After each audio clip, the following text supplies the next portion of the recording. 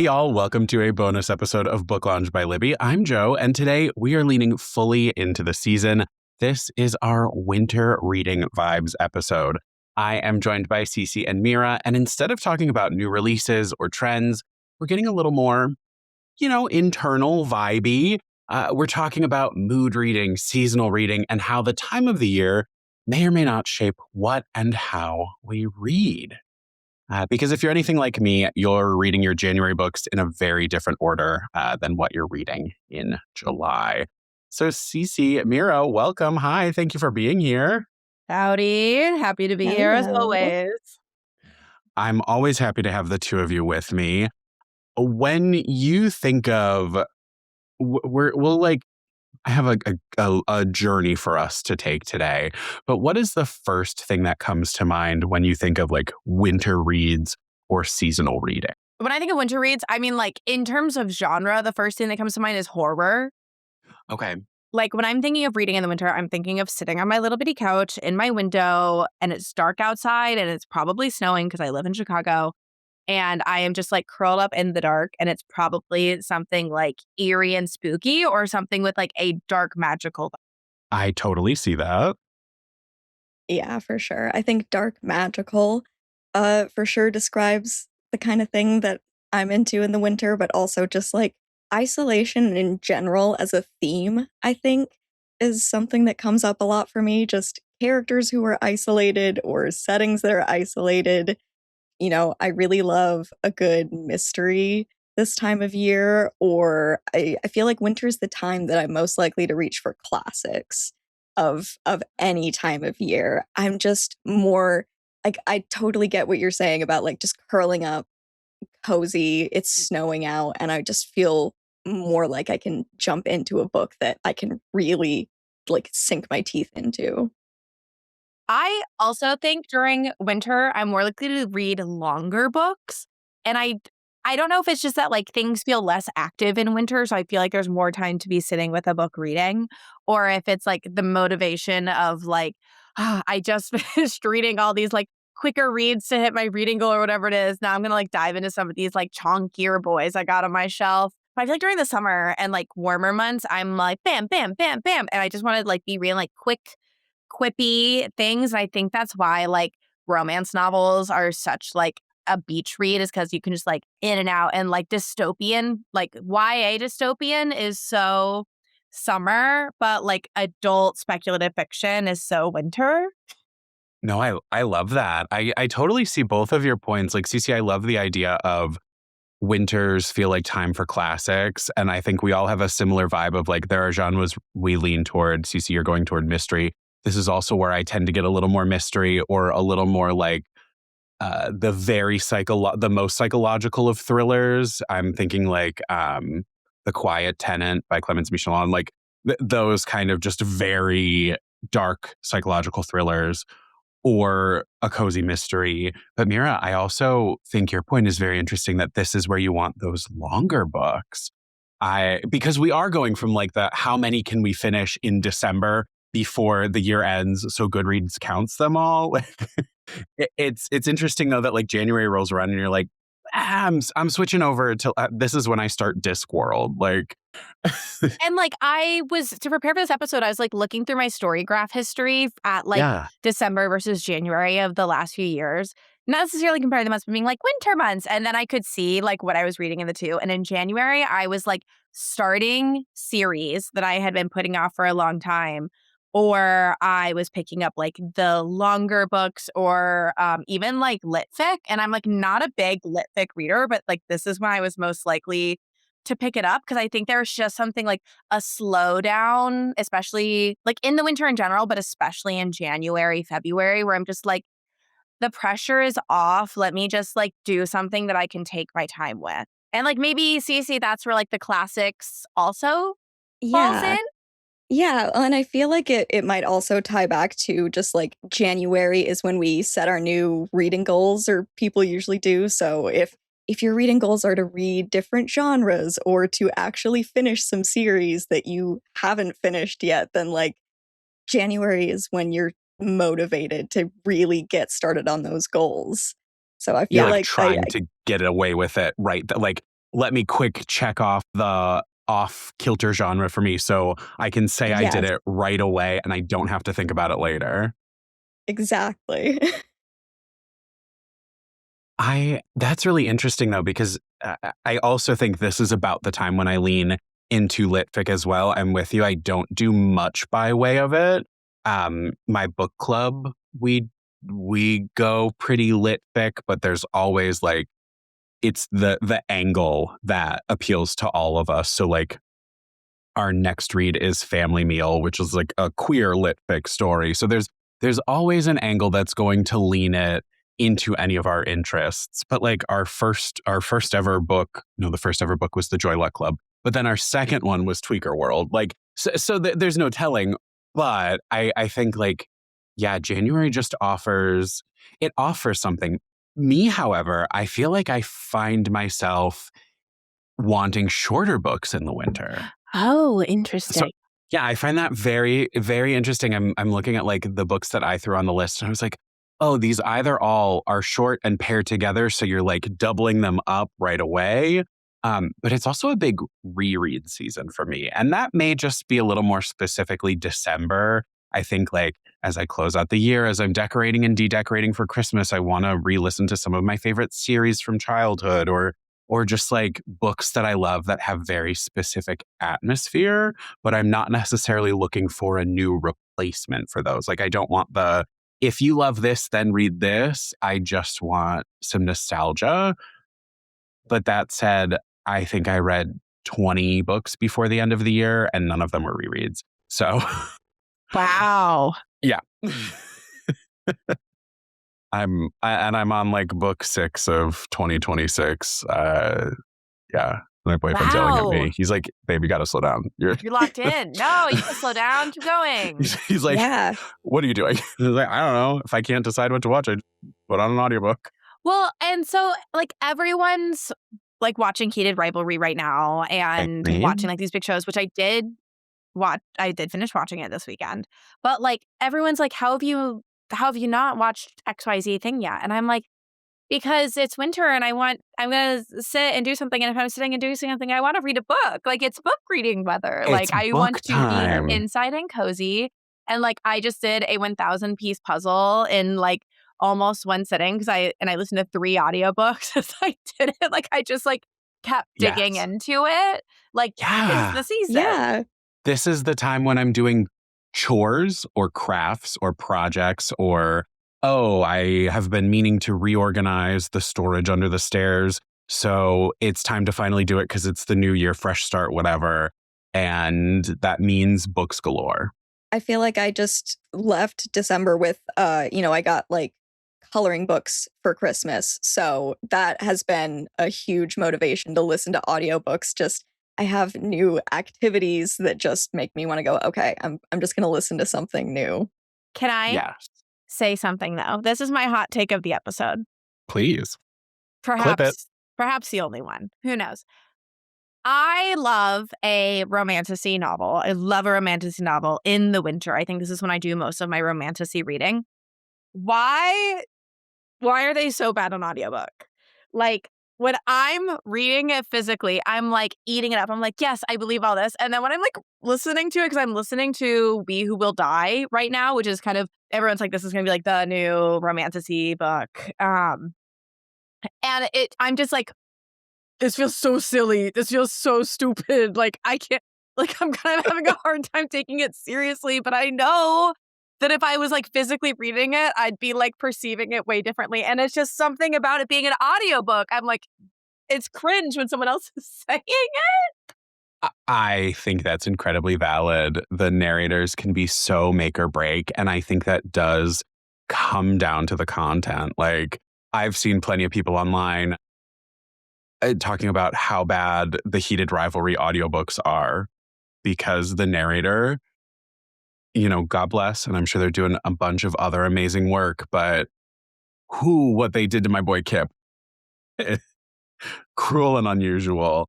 And, but I think also, like you're saying, the content of what's happening in a romantasy, I think it almost feels like a confrontation that you're describing. Like when it's just you, it's part of like the secret enjoyment. But when you're listening, it almost involves the world. It doesn't matter if your headphones are on or not. You're just like, this became too real. This became like 3-dimensional because I'm sharing this with one or two other people.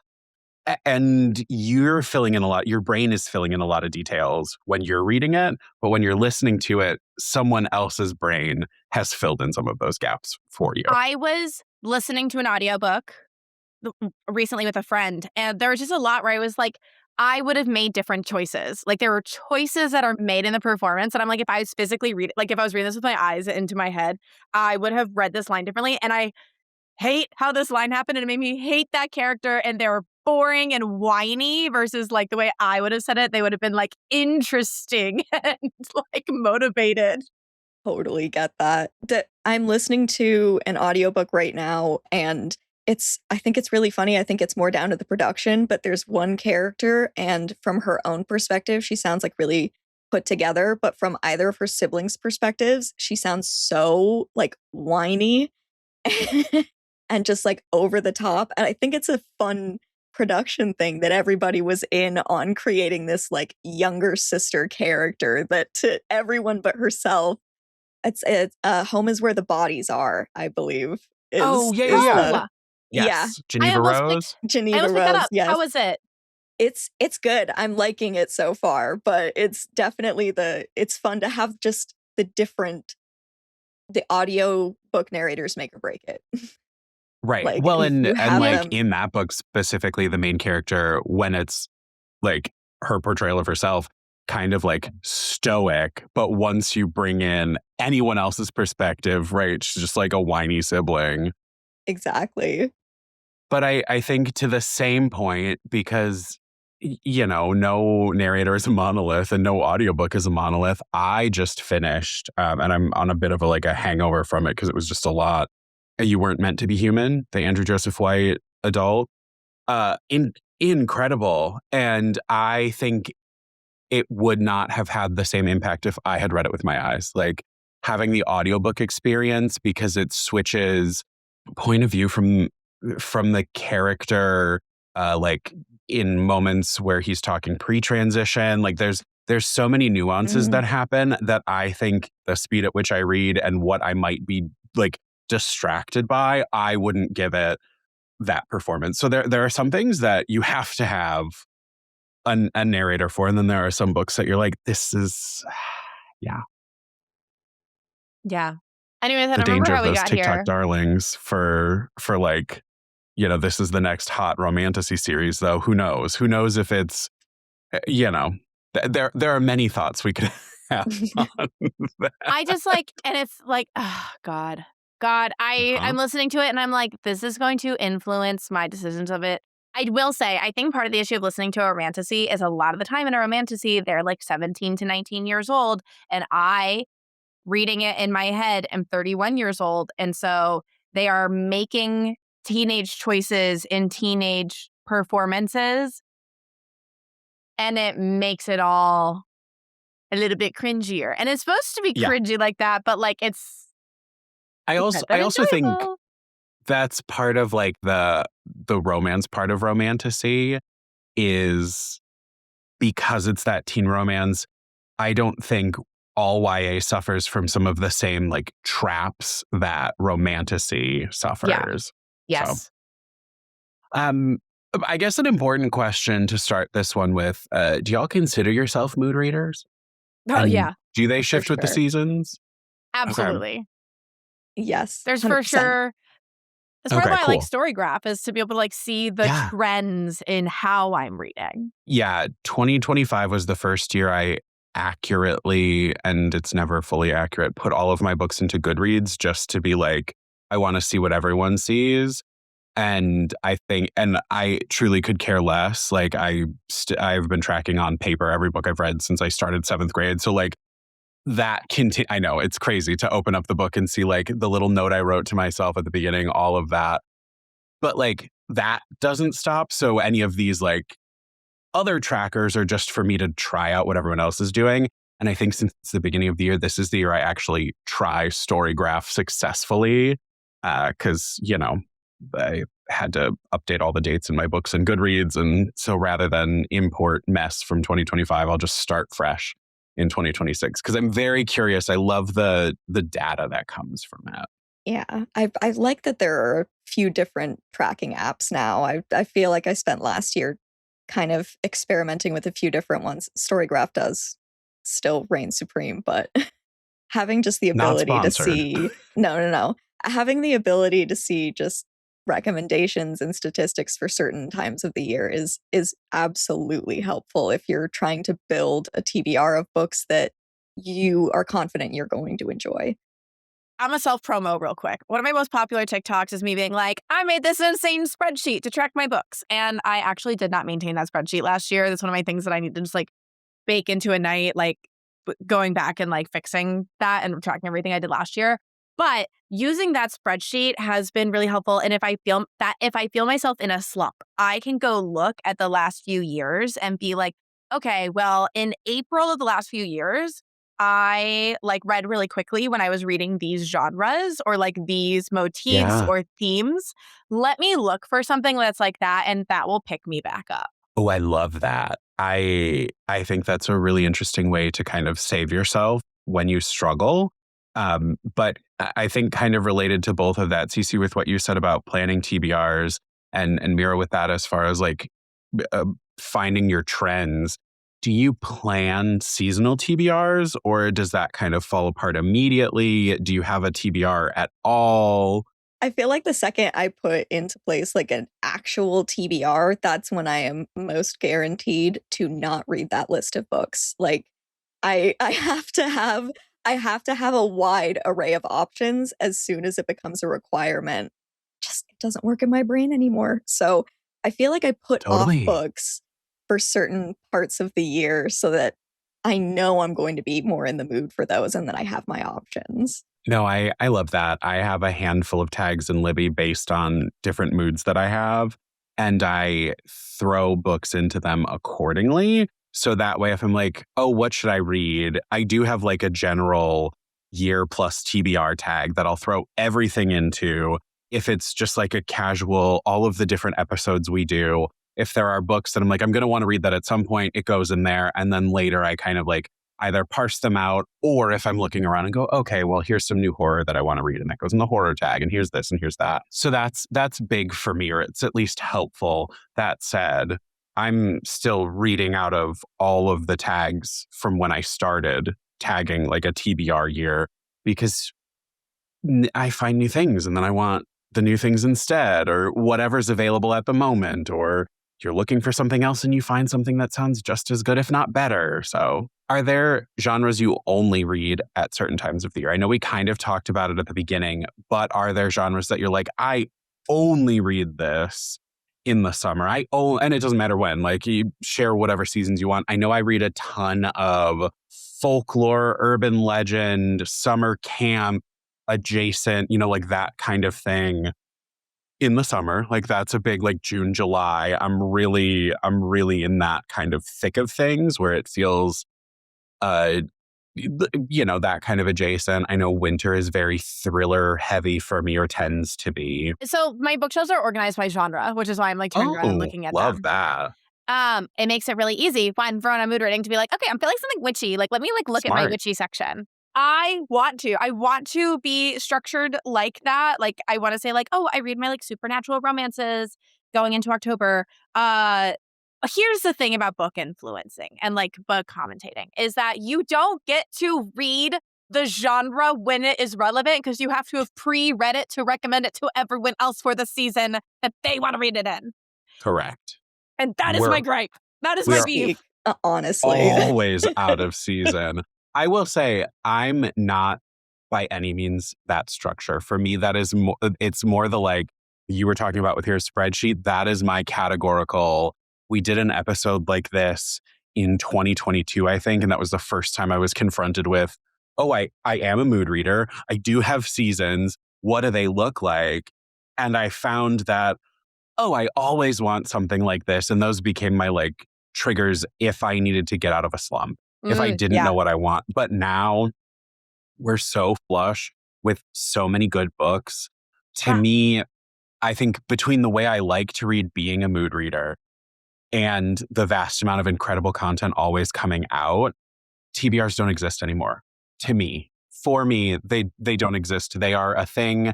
To me, it's more like those lists. It's the tags in Libby to be like, you wanted to read this. So when you forget and you're looking for something again, here's your reminders. It's not I have a goal to complete all of these. It's just the like, oh, I know these exist and now I won't forget because I can always find something to read now. I think for me, it's not even that it's like there's a certain book or genre that I only read in a certain season, because I need like the refreshers. Like I need to like genre hop between books, or else I'll start like blending. People who like specialize in the like, I recommend this type of, good for you. You are so much stronger than me. Because I would conflate them so easily. So like, it's like a nonfiction here, a romance there, a romantasy here, a lit fic there. I'm also in so many book clubs that like, I don't get a say in what I'm reading. I'm the librarian for our book club, and I don't get a say in what we read because I pull a spreadsheet of options. We, as a group, kind of decide on a vague theme that we're into. Like how we ended up with the Joy Luck Club was because it was like bestsellers from the 80s. Like we were just looking at like what might have been a book club pick in the time that the book was coming out, and we picked a decade. And then, so we always pick some sort of like bullshit like that. And I'll send over a list of like 10 different books with their descriptions linked to Libby so they can go like, oh, this one. And I'll have like the one that I want right at the top. You're like, what do you guys think of this one? And they're like, ooh, I love number 4. And I go, okay, well, that's fine. I made the list, so I'm happy to read any of these, but whatever. Oh, I don't know. My brain is just like, what happens to us as mood readers? Like that's kind of where I slide to. And Meara, your point of like the struggles of having to be ahead of the curve. Yeah. So I want to say that like I save my like supernatural romances for the fall, but I don't because like I want to be able to recommend them, or I'm like too late on the curve. I read really light content in February because that's Mardi Gras. And so like I'm busy a lot of February.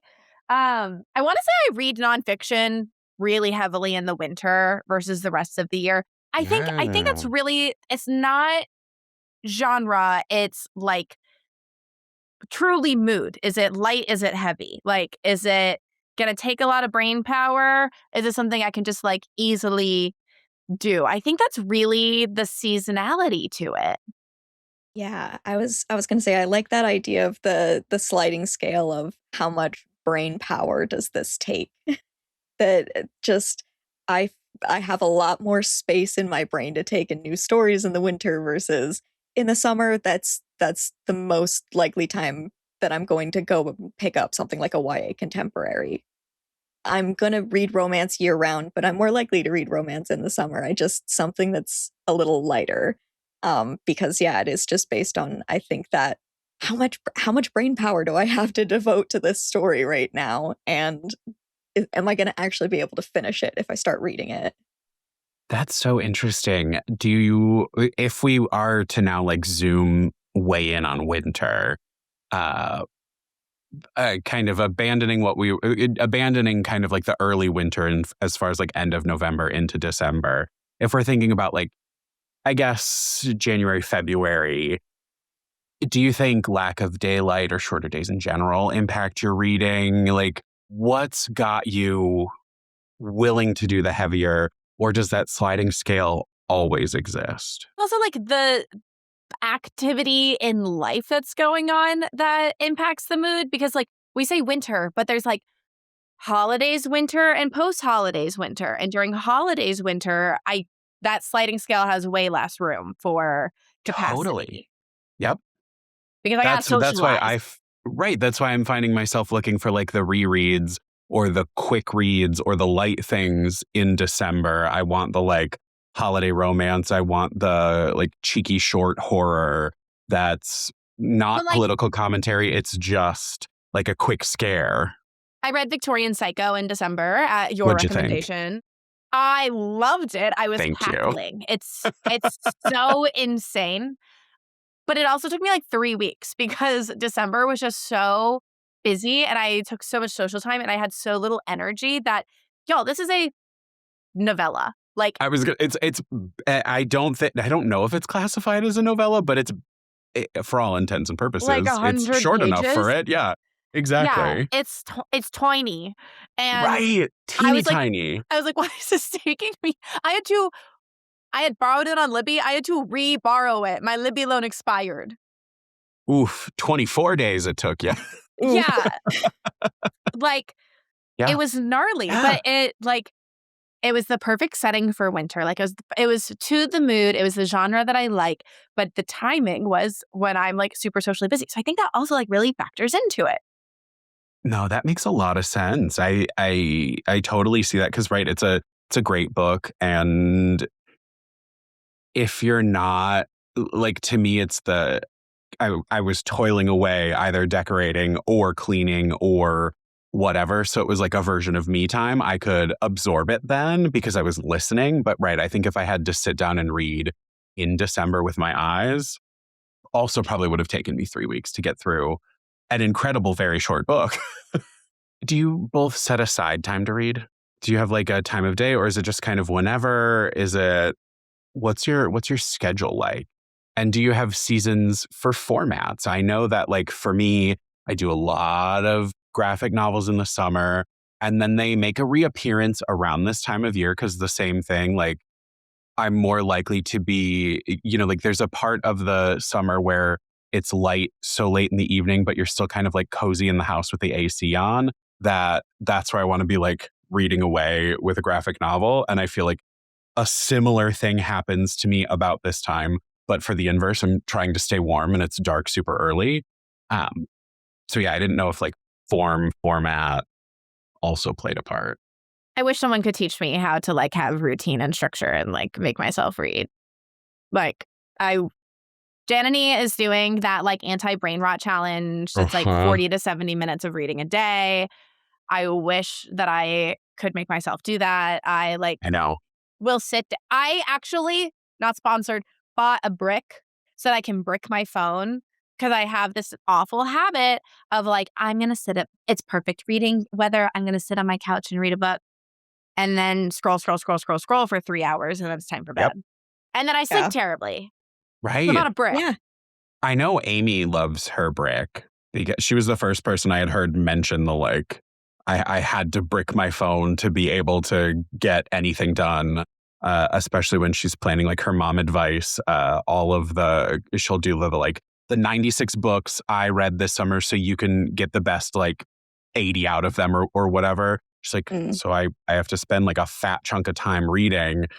And the only way you can force yourself through that. But I'm with you. Routine can be hard. I'm past the point where I can make myself read. Yes. So that's why like audiobooks are my savior because I can be doing more than one thing. And I just try to, it's the like, I treat myself like if I was raising me as a toddler. You just have to let them do what they want when they want to do it to encourage the behavior. So when I want to read that graphic novel, I drop everything and grab my Kobo and I'm like, here we go. I 100%. I do see myself as my own zookeeper. Like I will have moments where I'm like, oh, she needs enrichment. Like I'm having enrichment time in my enclosure. Thank you. It's very, very necessary. And I think it's funny that we're like taking inspiration from Janany because she's the one who kind of inspired me this year to try to take my book notes physically. I've always taken them digitally and had just like I underline stuff in books, but I don't know, it's been different to try to engage with books and have like physical notes next to me. It makes it a little easier to engage with it. I do. I love everything about it. I love that it's every time she pops up on my feed and she's holding her like 20 beautiful journals. I'm just like, I also probably have 20 beautiful journals and they're all empty because they're too beautiful to write in. How do I start? That's so funny. I will say, and to just like add a perspective to anyone who's listening to this, I know that some people are full-time content creators. I have a like full-time job that I work 9 to 5, and then content creating is just like a side effect of me reading. And so it's also hard to have like the mental capacity to like have spent all day on the computer and like talking to people and like strategizing and doing all this stuff and then be like, and now I'm going to sit down and read and I'm going to be mindful about it. And so like I have a lot of like empathy for people that also feel that way because like that just like makes it hard too. Thank you, because I'm right there with you. Like, full-time day, when I put on the book, it's because it's like relaxation time. And there's still the recovering part of me getting over my lit major from college. I mean, I double majored and I was like, I did all of my book analyses already. Like, I'm enjoying the ride right now. But I guess I still try to read mindfully. I never think of like, oh, I have to hit a certain number, because I think that sometimes takes away the power of the act of reading. It's just the like, to Jenny's whole point of like quality over quantity. I still keep that very central to my reading journey. But right, I don't know if I could produce a good essay off of a book I read recently. I have sometimes people in my comments being like, I'm reading this book in school. Can you help me with my essay? And I'm like, Diva, no. Diva down. Nope. Absolutely not. Sorry. The time for that is past. We did talk about, go find a TA, go find a tutor, go find a nerd in the library and talk to them. Make a new friend. Did almost fight my 12-year-old niece, though, because I was talking about Coraline, one of my favorite pieces of media ever. And she was like, oh, I did Coraline for my like 1-page book report. I was like, oh my God, you read it? Did you like it? What did you think? She's like, oh, I didn't actually read it. And I was like, what? And like, I'm going to express an opinion here. Neil Gaiman, bad person. Very bad. Coraline is like one of those few pieces of media where I'm like, it has come under the rug of the bad person. It is the only piece of media from his that I engage with still. On that note, I was like, what do you mean you didn't read it? What do you mean you didn't read it? I was literally like, this is why children's brains are rotting. Because like, no one reads their books. And I was like, no, I'm going to fight you. I am a bad example. I got through college without reading the majority of the books I wrote 15 to 25 page papers on, but I would open them, find a quote, and go crazy. So... And this is why we go to film school, because it is much easier to watch a 90-minute movie than it is to read a 400-page book. You have never seen me try to watch a movie, Meara. I am the joke of our guy. Exactly. I am the joke of my friend group. I've seen The Danish Girl and every Bradley Cooper film ever made, because my friends come over and make me watch Bradley Cooper movies. So okay. Okay. It's fine. What an incredible tradition. They pick a man, and then we go through his film history. Shall we do Logan Lerman next? Yes, please. Excellent film history, just so you know. Very true. Very true. Also, Asa Butterfield. True. Really? Yeah. Yes, great film history. Honestly. Love that. We talked a little bit about how the depth that you're willing to go for changes depending on social season. But do you find that your pace changes at that time of year? Like in the winter, are you reading more? Or you're not necessarily reading more, but you are reading those denser books? I am reading more in the winter. Listen, my reading goal every year gets like so inflated by January, because usually I read like 10 to 17 books in January. Mm-hmm. And then it's like 3 in February. And then it's like 10 to 15 in March. Like the start of the year, I'm like, bam, bam, bam. And then you get to July and it's like 2 books. Yes. Well, and we're in wintry states where the moment it gets a little warmer, like I have to feel the sun again. So. Well, even in Louisiana, I feel like I was like, I can't touch anything. I have to just be like it's so hot that I was mentally fried, so I couldn't do anything. Valid. Couldn't take a walk. Once you want to take a walk, an audiobook, what's a girl to do? Cece, what about you? Do you find that your pace changes in the winter? I was just trying to think about it that I feel like I read a lot more books in the summer than I do at any other time of the year, but I think that that's mostly about content and about how easy it is for me to read those books. I feel like I'm reading about the same amount, but just how quickly those books go, that's what shifts from seasons. Yeah. Yeah. To your point of like the contemporary YA, if you're snapping up more, you might be getting through more in the summer, or the same thing of like your points earlier of like, this is when you're reading kind of the popcorn reads because it's summer reading. It's very light and easy to get through. You may still Yeah. be reading the same quantity, but it feels faster. On a similar vein, do you DNF more in winter or do you cling to books harder? Ooh, I I think definitely harder. I'm DNF so more in bad about winter. DNFing. I'm such an advocate for the DNF. Ugh. Yeah. Interesting. Mir, I'm very curious. I'm a feral advocate for the DNF. Not even rabbit. I am feral when it comes to DNFing. I Ooh, what keeps you holding on? I think it's the fact that I don't feel like I can talk about a book if I DNF'd it. Like, I can say I DNF for these reasons. And I think that if I am DNFing for like ethical or moral reasons where I'm like, I do not agree with where this book was going, or like these things that happen in this book, I'm stopping reading it and I don't want you to read it because of these reasons, I'll talk about it. But if I'm just like, I'm not vibing with it, I'm DNFing it, I don't want to post about it because like that feels like an inauthentic review of the experience with the book. Unless I'm just like doing a list of like, oh, and like I DNF these, blah, blah, blah. So I Yeah. think just like as a book content creator, I feel obliged to finish books if I'm going to talk about them. Sure. Yeah. And so that keeps me from DNFing. I also am a Capricorn and a perfectionist, um, and a Libra rising. So it just feels like it is fair to myself in the book and I must finish it. I must finish what I started. And so I'm trying really hard. I think I'd even put on my bingo card for last year to like DNF a certain number of books or to like try to encourage myself to DNF more. And I think I DNF'd like maybe like 4, which was big. That's the most I've ever DNF'd. Wow. Yeah, an Whoa. improvement is an improvement.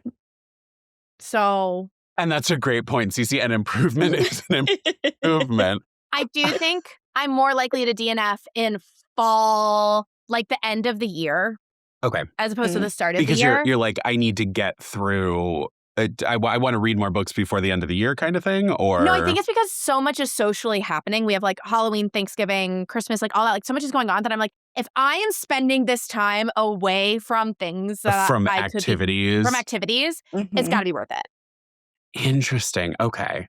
Now, the question that comes to mind for me, Meara, is you mentioned like earlier the speed at which you have to keep up with the trend, what's going on, what's happening bookishly. So part of my DNF process, when I DNF, um, I can usually tell minutes into the audiobook if I'm going to DNF or not. Like I will be less than 5 minutes into a book and DNF it. And I have no qualms about it. Now, there are 2 vibes that I go off of. The first one is, was this just the wrong time for me for this book? And I will remove the like borrowed tag and I'll put it back in the year, or I'll put it back in whatever tag it's supposed to go in, and it will get another chance later. Or is it like a true DNF of like, oh, I don't like where this is going, aside from at your point of like the moral or giant implications, things like that. That's a different story entirely. But like, if I'm looking at it like, oh, I don't like this for whatever reason, I usually have a good sense of like, it wasn't the mood, it wasn't the vibe, versus I don't think I like this, or I don't think it's for me. And if that's the case, I'll usually give it like another 10 minutes, see how I'm feeling, and then kind of be like, this still didn't get me there, and I'll DNF it. I'll leave it as borrowed and just kind of like walk away. And then I'll like see, or I'll look up what other people are saying about it before I return it, to just kind of be like, what are we all thinking? Did everyone have these complaints? Are people saying like, you just have to get through this part and then it gets good. So that's kind of my DNF approach.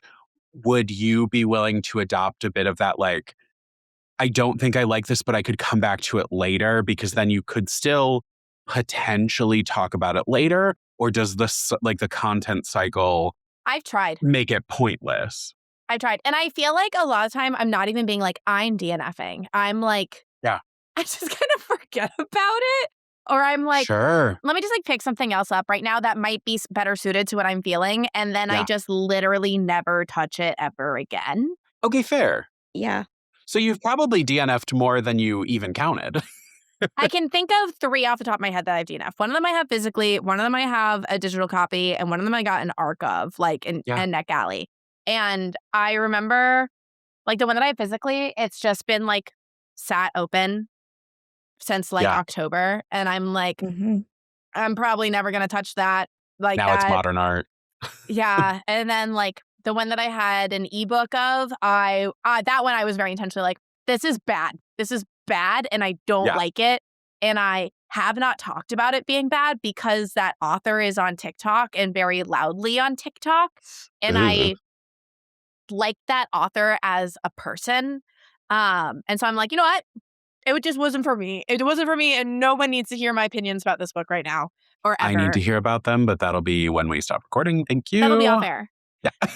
And then the third one was one that I really wanted to like. It was one of those ones where like all of the elements were things that check boxes for me, and I could not connect to it. And usually when I'm struggling to connect to a book and I'm thinking about DNFing it, I make myself get between the 20 and 50% mark. I usually try to get to 50% before I'll even make that call. Because I'm like, maybe we are just in a weird space. Like Totally. maybe once the action like really gets into play, I will get into it. But usually if I'm around the 50% mark and I'm still not feeling a book, usually for me by that point, I'm like, okay, I know that I'm probably going to rate this around this rating. And I'll go to Storygraph and Goodreads and look at how other people have rated it, that star amount said. And if they're like, Yes. I hated this and never picked up, or like, I hated these things. If they're saying the stuff that I'm already feeling, I'm like, all right, you know what? Someone I did the can hard justifiably part. put it down. Yeah. I can say this is how I'm going to feel 100%. about it. I definitely, seeking out those reviews when you start to get like, when I start to get apprehensive about a book, I think usually I get around like 20% in a book. And then I do look at reviews and start to see if people are complaining about the same kind of things that I'm noticing. But also something that I was thinking, was that I feel like format really impacts how much I'm willing to DNF. Like if I have a book physically, I am much more likely to want to be able to push myself through finishing it versus like if I have an ebook from the library and it's not working for me, I don't feel any qualms about DNFing that and just saying, okay, it wasn't for me. Just that level of pressure is different. And it's also different if it's like something that was sent by a publisher, something that's a new release. I feel like those just impact how much I'm willing to put a book on pause versus just stopping it completely. Yeah, I totally see that, because I find that like I don't often negatively talk about books. I know that like what's for me isn't for someone else always, and vice versa. It only tends to be if the like, oh, I see a deep-seated problem in this. There is something that should be discussed here. Like, why is this not okay? But for the most part, I try to be very positive all around, because we're all doing this for enjoyment, and I don't want anyone to have like a bad time with their books. But yeah, it's tough. It's tough to give up on a book. I'll make one more hot take confession. Please. If a book is like one that has a lot of hype around it, a lot of excitement around it, and I am reading it, I'm not liking it, those are definitely ones where I will power through to finish it, because I'm like, someone has to be the voice of hate. Like, if everyone's being like, Yes. this book was so good, I'm like, oh God, what's that one call?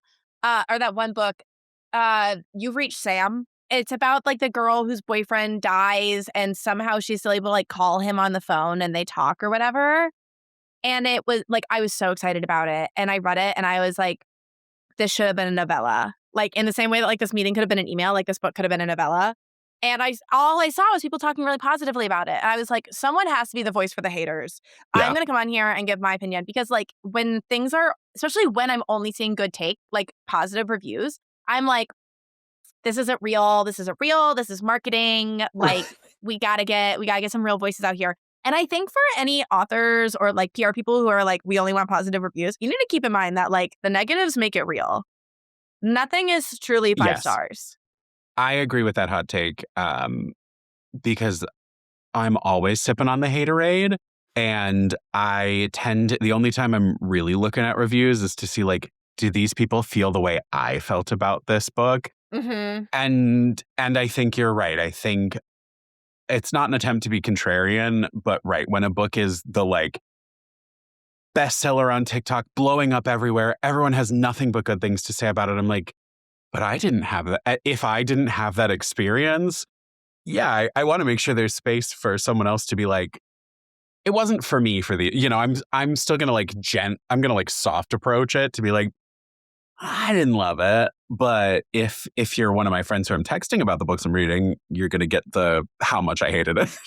Honestly. But right. I mean, because like if that was the book that made a group of people who haven't read a book in years or they read 1 or 2 books a year, like if that was the book that got them to have a good time reading, I refuse to shit on that because the only thing I want is for people to read and be happy about what they read. So like all for that. But I'm also all about that discourse. So if we want to talk a little bit of shit, like, yeah, oh yeah, that was juvenile and they should have edited that better. Like, I'm okay to say that. If you're ready to go into our book recommendations, Yes, I can please. actually like connect this very well. Because one of the books that like I feel like gets so much love and praise that I was like about Yeah. is The Secret Life of Addie LaRue or The Invisible Life of Addie LaRue. Yeah. I did not like it. It was too like lyrical to me, too wordy. I don't think it had enough like activity to it. I was just kind of bored. And like it was one that was like very early in my like reading content creation era where I was like, oh, everyone's talking about this book. Everyone loves this book. I'm going to read it. And I was like, oh, that was a bad time. Like I had asked for it for my birthday. Like I was very excited about it. Also, she should have spent more time with Luce. There should have been more time with Luce in New Orleans. That's one of my biggest gripes. But everyone was talking nicely about it. And so then I went online and I was like, I thought I was going to love this book and I didn't. And then people were commenting. They're like, thank you. Like, thank you. Like, I also felt this way. And I was like, okay, great. It's like not a bad thing to have opinions, right? But I just finished reading a book that was so Addie LaRue similar that actually was recommended to me by someone who was like, I know you didn't like Addie LaRue. I think this does the same concept better. She recommended it to me a year ago. I just messaged her back and I was like, so I finished the book. Should I read the sequel?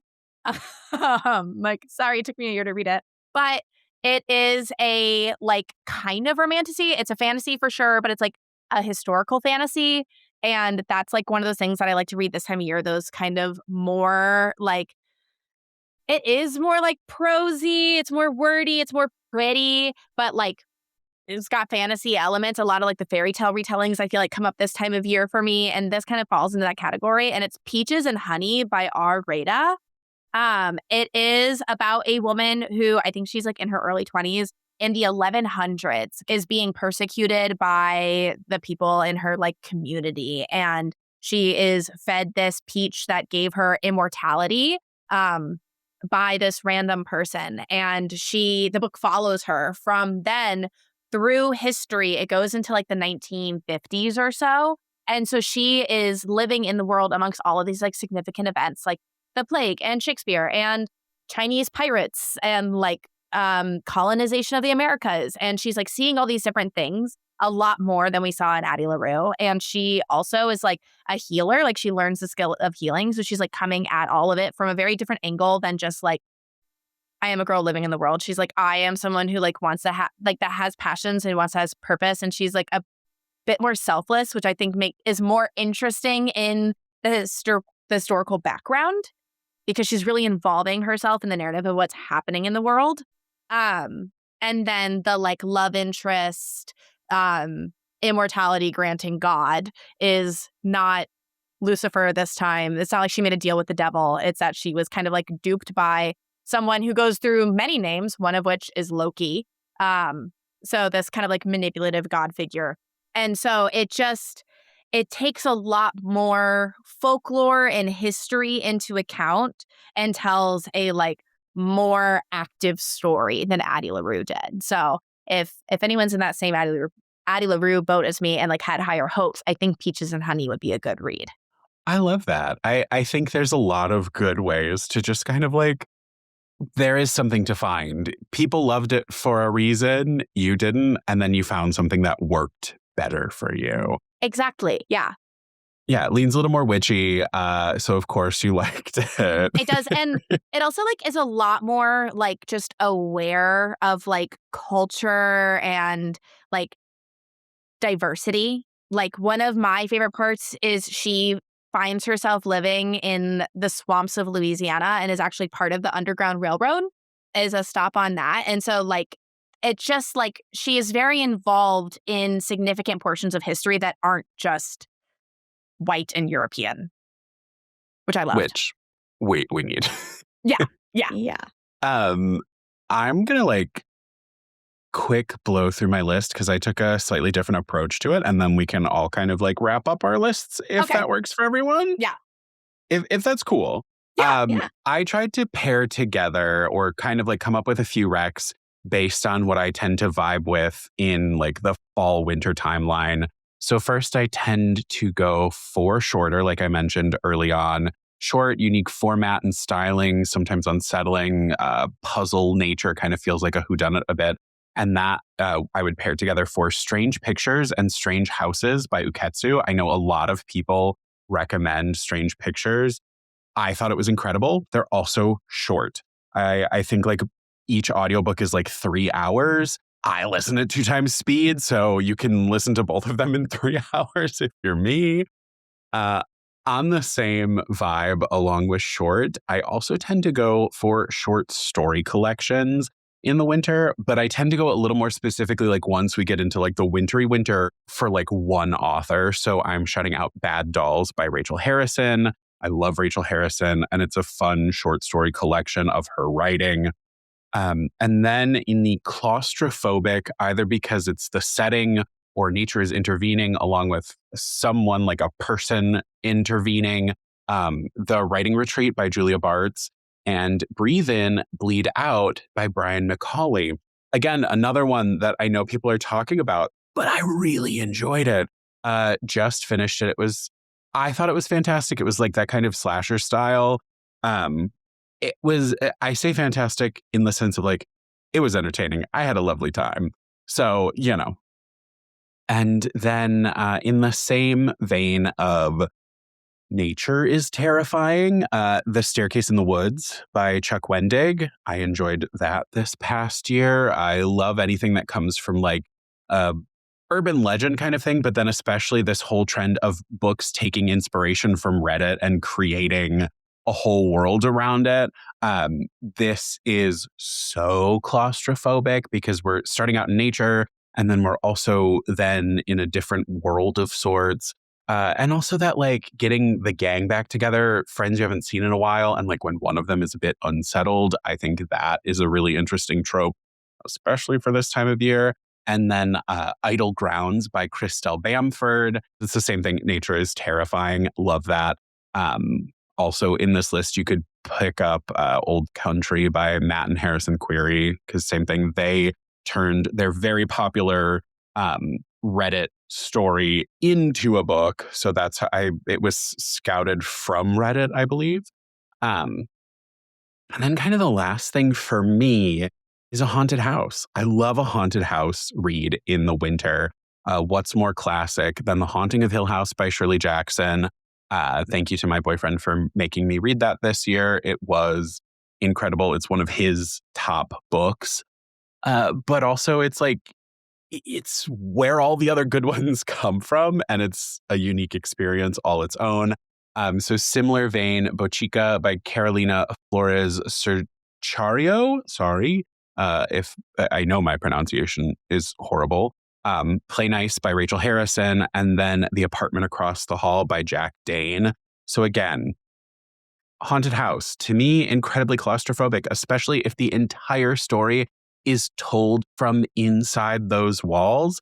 To me, that has a very good wintry feeling.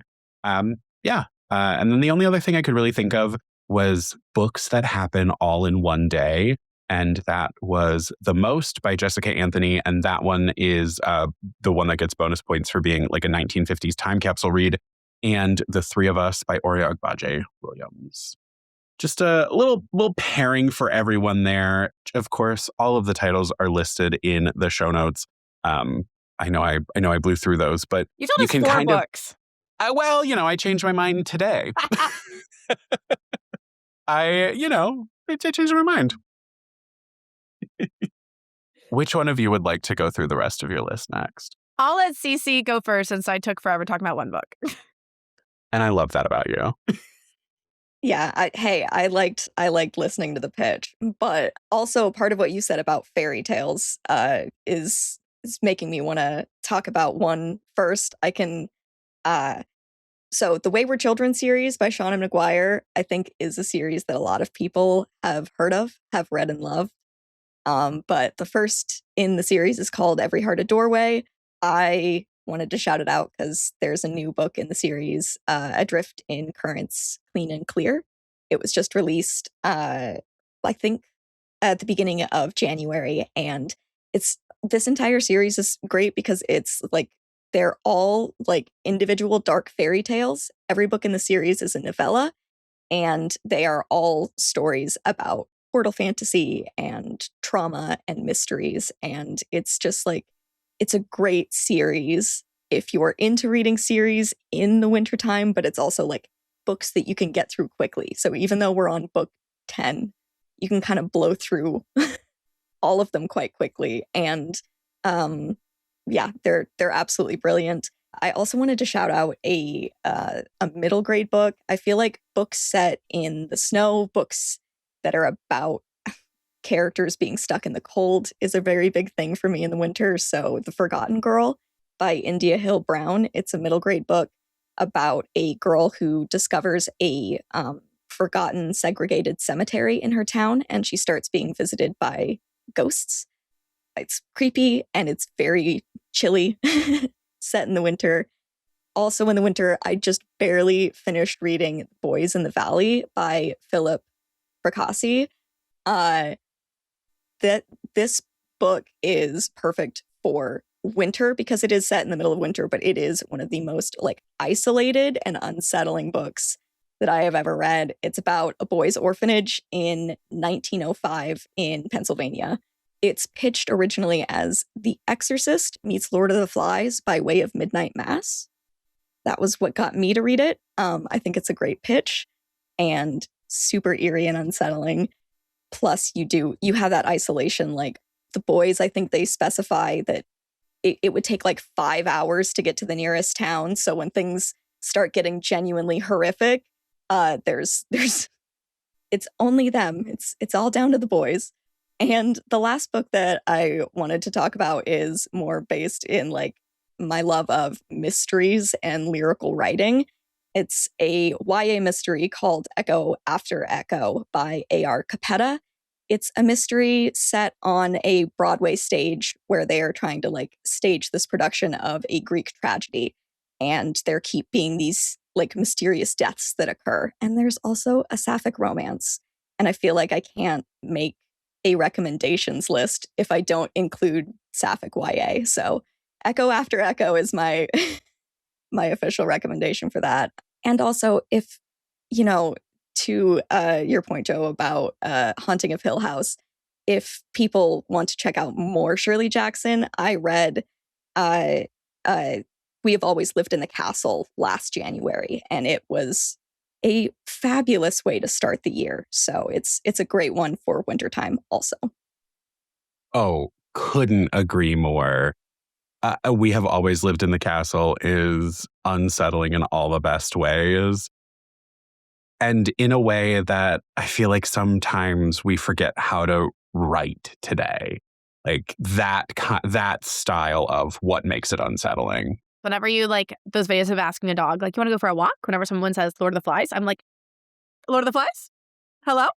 Okay. So I already said that I like to read books that kind of like pull on like history or fairy tales and like that. That was Peaches and Honey. I also do just like to read things that lean more romantasy. I don't have like one of those like shiny, fresh romantasies. What I'm talking about when I talk about like a shiny romantasy. I don't have one of those on my list, but something a little darker. And a lot of you have probably already read it, but if you haven't, I want to encourage you to, which is why it's on this list. One Dark Window by Rachel Gillig.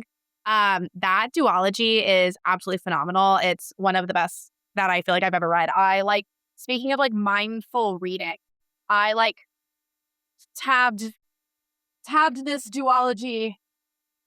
I tabbed it to hell. I mean, like, that doesn't look like a ton, but you can tell that there is a ton in here. And it was one that is like every like color means something different. I absolutely love these books. These are ones that I plan to return to all the time. It's just like such a unique magic system, and it's got that brooding man that we want out of all of our romantasies. But I think that this just has a much more wintry vibe to it because it has this like darkness around it. Like literally there's a darkness around the characters. So this is great for winter. Also great for winter. I too am on the like thriller horror on the horse for those. And I'm going to go with one that is so on the nose. Cold by Drew Hayden Taylor. So Drew Hayden Taylor, he is an Indigenous Canadian. And so he draws on regional folklore to tell the story of cold. And I got into it because the folklore that it relies on is also a Cajun folklore. It is the Rougarou, but the Canadian version. And this tells the story of several people who are all connected together by this monster that is terrorizing this town. It's got a little bit of hockey in it for anyone on their heated rivalry kick, but the hockey is not hot. Not hot gay hockey. Not hot gay hockey. Spooky novel. I also love that when you say Cajun things, I should just always lean into my French understanding of the world, because it was like, oh, what? I know what a Rougarou is. And I go, no, I know what a Loup-garou is. And it's the same thing. Same thing. Don't mind me. Exactly. But so Cold is obviously a great one to be reading right now in winter. And then the last one is an audiobook that I just listened to. I said this earlier in the conversation that during the summer, I like to read my YA dystopians. During the winter, I like to read my adult speculative fiction. The Hush by Sarah Foster is an adult speculative fiction, kind of science fiction about kind of current times, but a like epidemic or pandemic has happened, particularly amongst women in Great Britain, where a large number of births are born sleeping. The children are not alive. And so the government is doing a lot of kind of fascist intervention to try to solve this. And we have two main characters. It is a mother and a daughter. And the mother is a midwife at the hospital. And she's kind of one of the more experienced people with this. And her daughter is 4 months pregnant. And, it's in the world, like the pregnancy tests have to be observed by the pharmacist because they have to know who is pregnant, and abortions are illegal because they're concerned about the birth decline. And everyone has to wear these watches that it's wearable tech and it tracks everything about like your health and where you are. And so it is a generational story of resistance and fascism and health, like health oversight from the government. I listened to it in one sitting while working on a puzzle, and it was just very interesting. And so I love those kinds of books where it's like just a little bit. It's like right now, but like just a little bit of a what if, a little bit speculative, barely fiction. And so that was a good one that I just listened to. Oh, I feel that. It is tough right now with some of the spec fic to be like, I still need an escape. Yes. Yeah. It's... Yeah. I feel like there's something about reading spec fic when the world is bad that is like, I'm not doing real escapism. Like I'm still doing critical thinking about what is actually happening, but I'm also having a little bit of personal time with fiction. I'm observing the world around me, but I'm doing it not with the news. Yeah. Yeah. Yeah. Exactly. I I love this conversation. It reminds me that winter reading isn't about catching up or keeping pace. It's about finding books that meet you where you are. Yeah. There's something about it. Yeah. Cece, Meara, thank you both for bringing the vibes with me today. Before I let you both go, anything else to mention for this winter read rec moment? No big things, but I told y'all before the call, yesterday was my birthday, so obviously I went and bought some books. I'm going to go buy some books on my lunch break. I'm going to go buy a book that I talked about in our last podcast episode that comes out today. So, even though we talked about our TBRs and all of it being right there, it's never ending. I'm still contributing to it. Never ending. Never ending. Well, to everyone listening, whether you're reading an old favorite, starting something new, or just letting yourself read slower, your winter reading is valid.